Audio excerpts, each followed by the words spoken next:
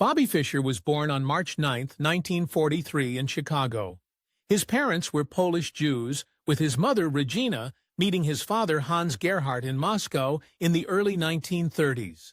Amidst rising tensions in Russia, Regina separated from her husband and fled to the United States, all while pregnant with Bobby and with his older sister Joan and Toe.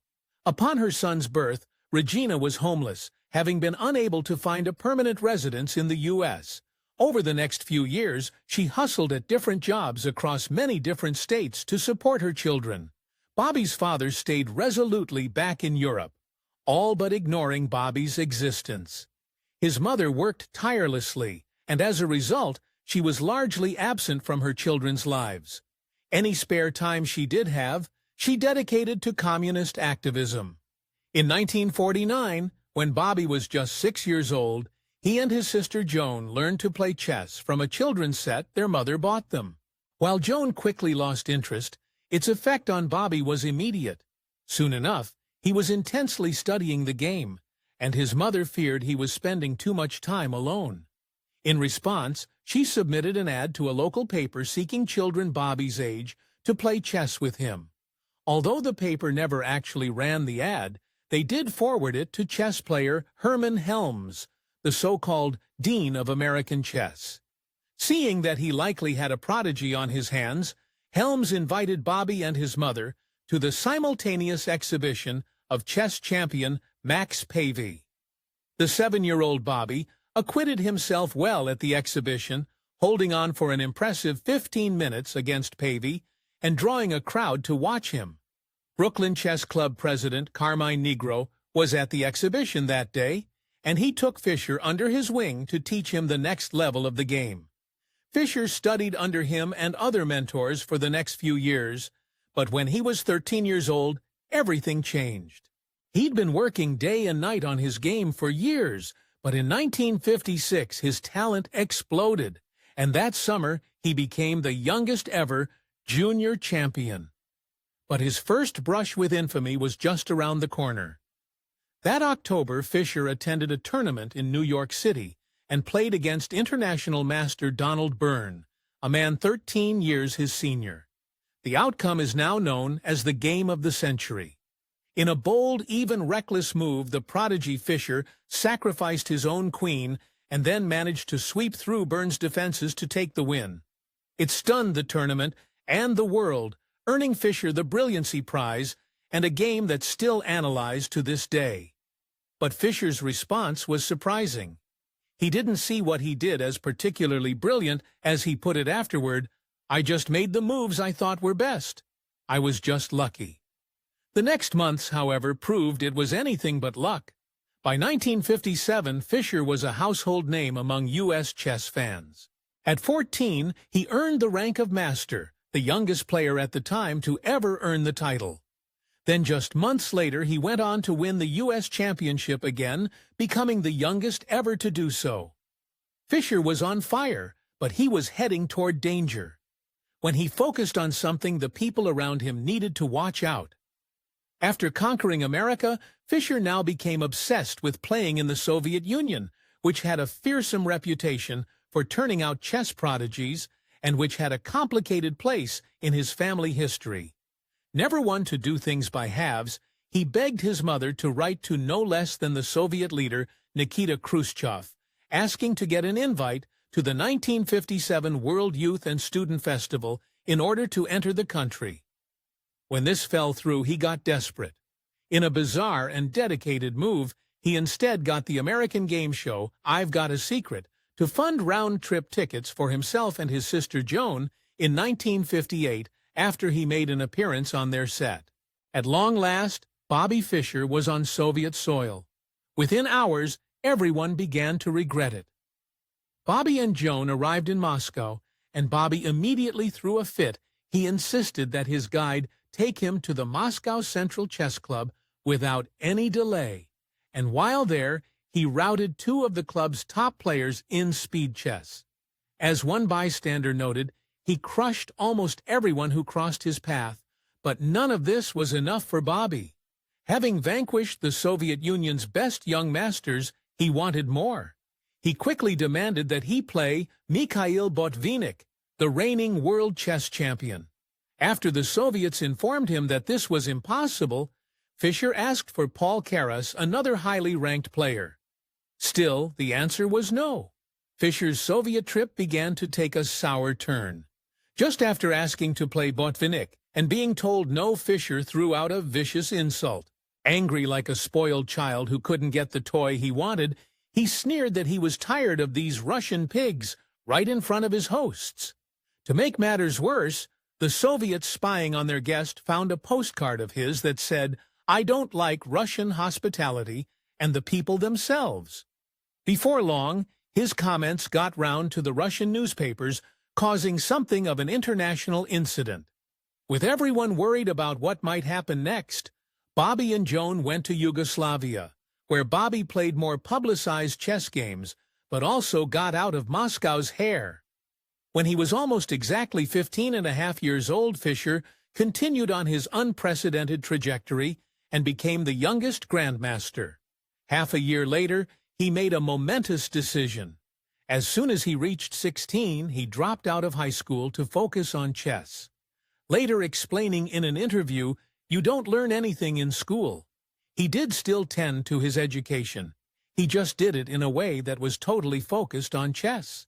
Incredibly, Fischer taught himself multiple foreign languages, including Russian, for the express purpose of reading chess periodicals from around the world.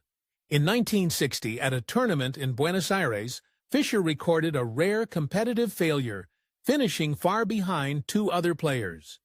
For Fischer, it would have been a humiliating loss, with the whole chess world wondering if he'd lost his touch. The truth, at least according to his competitors, is much more salacious. At the time, Fischer was 17, a snappy dresser, and apparently full of hormones. According to some fellow players at the tournament, Fischer had his first intimate experience with a woman during the competition, and the distraction contributed to his loss. Afterwards, Fischer made himself a bitter promise. He reportedly said he'd never mix women and chess together ever again. "I promise that at least one person close to him," says he kept. Fischer faltered once again in the candidates tournament in Curaçao in 1962, finishing in 4th place out of 8 when he had been the favorite. This time, Fischer claimed the tournament's Soviet players had colluded to stop him from winning.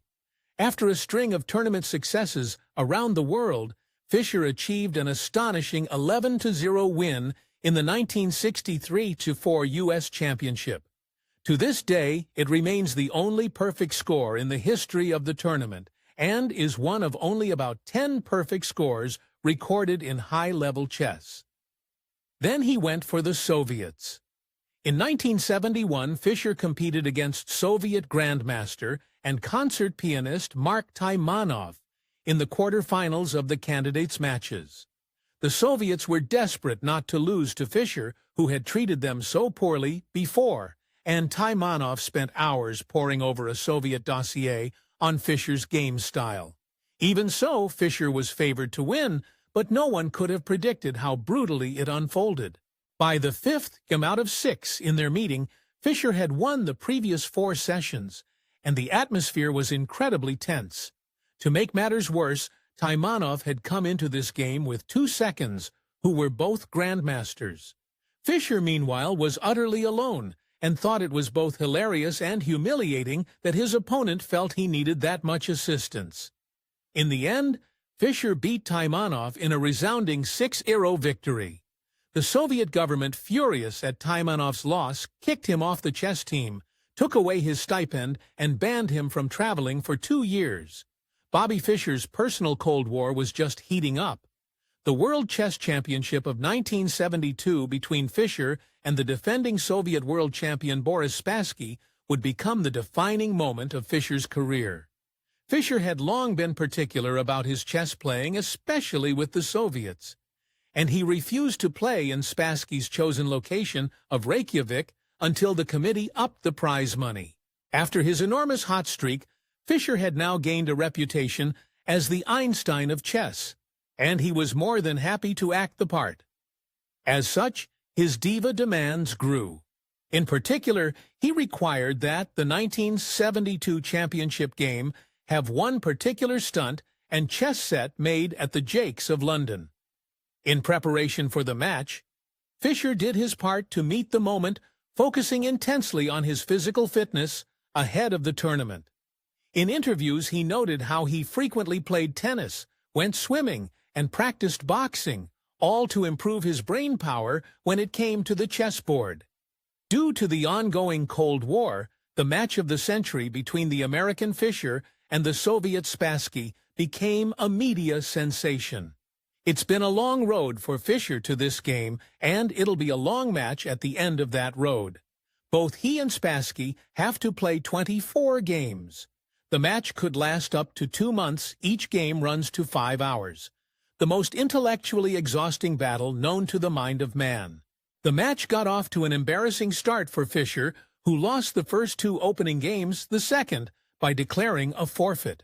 His reasons for forfeiting raised eyebrows, although Fischer had appeared to enjoy the media attention outside the game room. He now said the gaming conditions inside with cameras in every corner were distracting him. Throughout his decision to forfeit, which took some time, Fischer was erratic, and according to a friend, not very coherent.